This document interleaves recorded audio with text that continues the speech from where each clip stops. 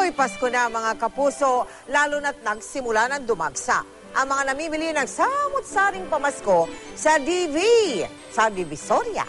Nakatutok doon live si Rida Reyes. Rida?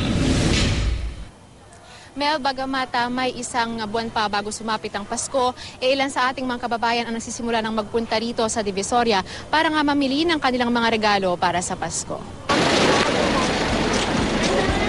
Di pa gaanong siksikan dito sa Divisoria sa buong maghapon. Kaya ilan nating mga kababayan nag-early Christmas shopping para iwas siksikan at traffic. May 13th month pay na. So, sinasabay na rin namin. Tsaka once, isa pa, sa pagdating ng December kasi masikip na. Tsaka maraming tao, lalo na rush hour. Mas marami kasi magaganda dito tapos mura pa. Kaya dito kami namimili lagi. Nakakatawad ba? Oo naman. Katulad nito, 10 lang lahat.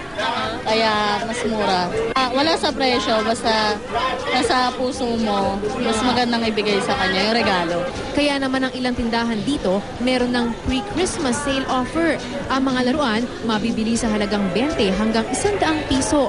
Ang mga damit, mula 50 hanggang 120 pesos kada piraso, 150 hanggang 250 pesos naman kung terno. Na-excite ako. Habang Pasko, todo na yan. Benta na! Pagka tumawad, bibigyan ng tawad. At dahil sa inaasahang dagsa ng mga mamimili sa mga susunod na araw, mas hinigpitan ang seguridad sa isang mall dito.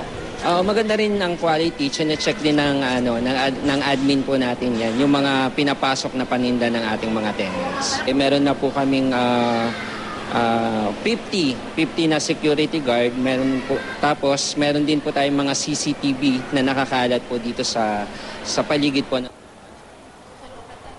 Mel, hanggang alas 8 lamang ng gabi bukas itong mga mall sa paligid ng Divisoria.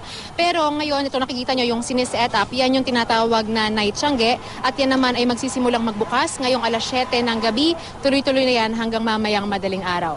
Mel? Maraming salamat sa iyo, Rida Reyes.